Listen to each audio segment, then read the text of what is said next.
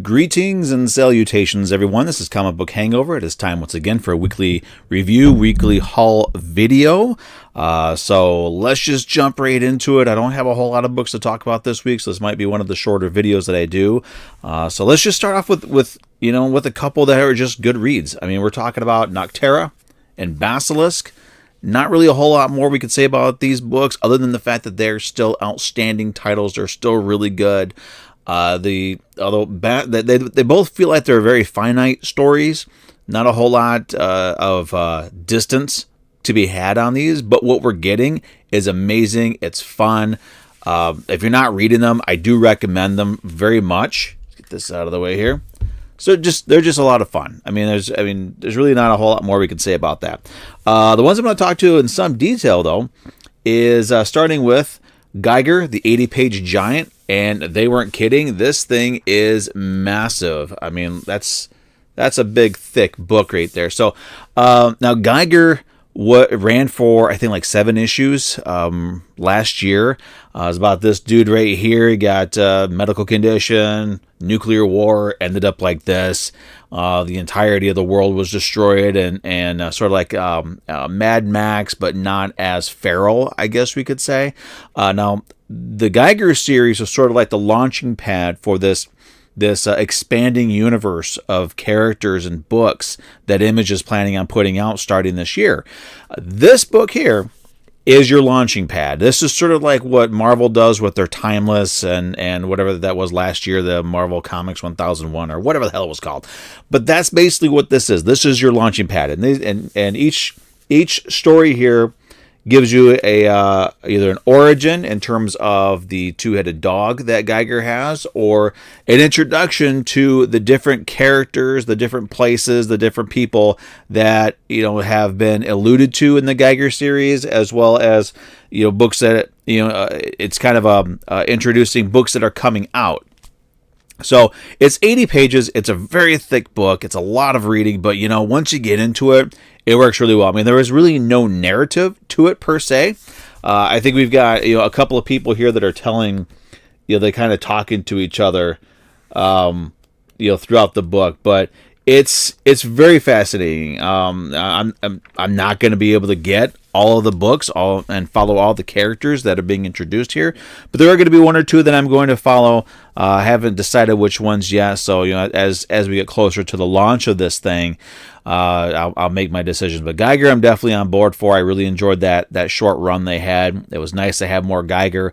But if you're a fan of the Geiger books, this is definitely something you're going to want to check out, because it is your primer for what's coming in the Geiger universe, Geiger's cast of characters, and everything about it.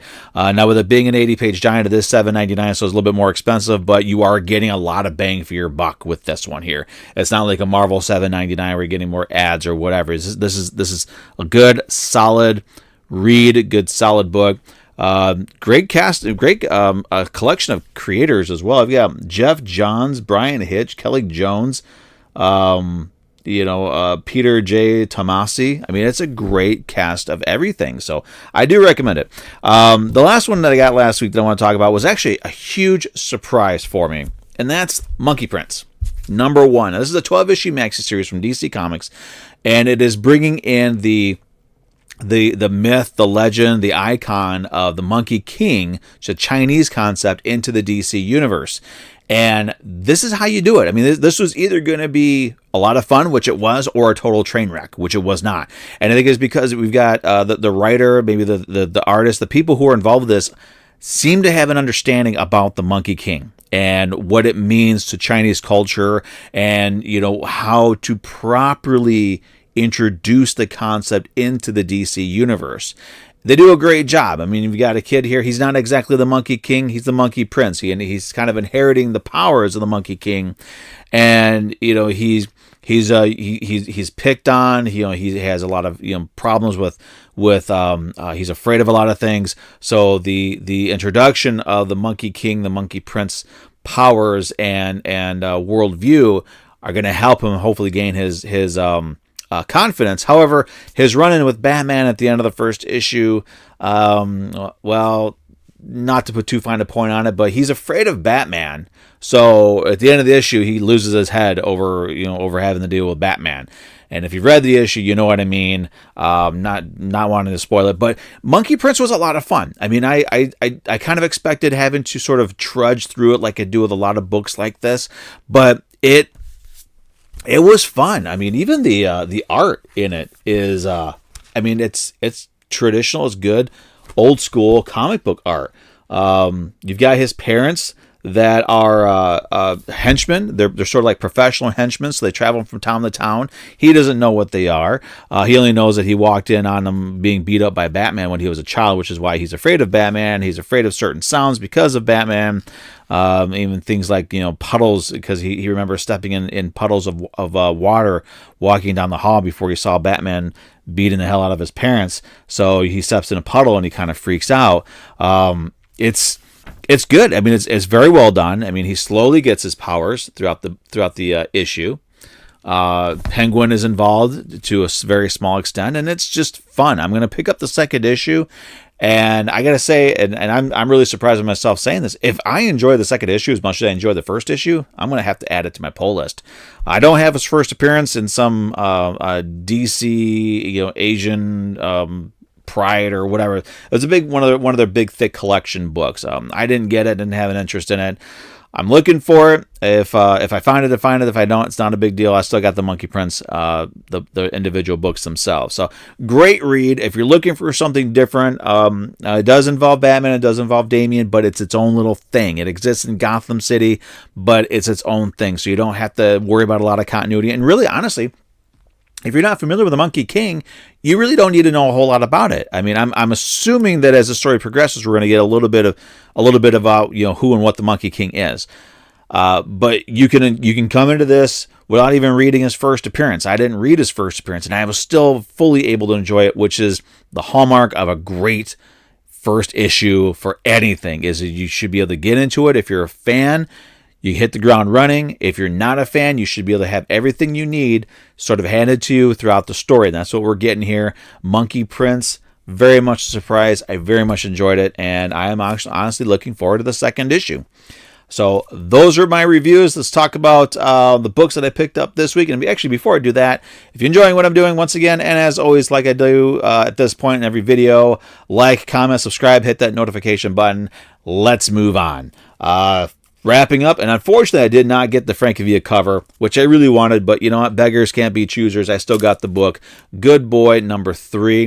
Now I am hoping, actually, you know what, let's take these out, because some of these covers should be seen without the plastic on there. So Good Boy number 1. I will hopefully be getting a very special variant cover for this soon, but I'm very much looking forward to seeing how that story wraps up.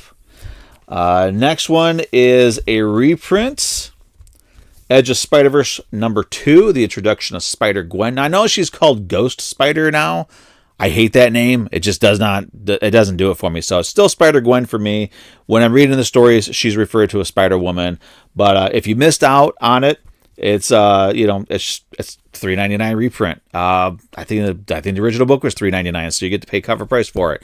Although I think it's kind of weird how they're doing these facsimile editions for books that are a decade and less old. They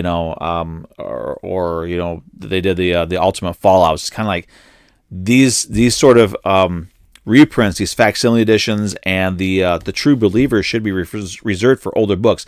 Now, I'm hoping that since we got this one, and with this year being the Year of Vengeance, celebrating the 50th anniversary of Ghost Rider, I'm hoping that they will actually do a facsimile edition of Marvel Spotlight number 5, so I can finally have that in my collection. The next one is going to be Mighty Morphin number 16. We are nearing the end of the Altarian War, and I am so looking forward to seeing what happens when this story ends, as well as what the Power Rangers universe is going to look like when the dust settles on this whole thing. And the last one I got, this one, there were 2 different covers for it. This is Radiant Black number 12. I can't believe it's on 12. But this one had 2 covers for it, and it was really hard to decide what cover. The whole thing with the cell phones and the selfies, I don't like it. I don't know what it is about it. I just don't really care for it. But I mean, the other one was her, taking a selfie of herself. Kind of cheesy, kind of corny. The colors on it were good though. But I decided to go with this cover. It's kind of like somebody looking at her, and you see what she looks like, but then you see her in her radiant red costume. So, but radiant black's a lot of fun. We are getting an expansion on that. There's there's a one shot coming out. There's a radiant red miniseries coming out. And it's going to be a lot of fun. I've got some real high hopes for it. I'm really looking forward to seeing what happens with the Radiant universe or whatever. So it's kind of interesting. We got, Radiant Black getting expanded universe. We got Geiger getting sort of an expanded universe. It's kind of weird. It's like the MCU effect in comics, which actually is the old school Marvel effect. It's kind of weird how things are just sort of like coming around. But anyway, that's it. That's what I got. Everybody, thanks for watching. I appreciate your continued support for my videos. So again, if you like what I'm doing, go ahead and like, comment, subscribe, hit that notification button. And sort of a special announcement. I will be involved in a sort of a roundtable discussion of the original Marvel Secret Wars with my good friends over at the M6P.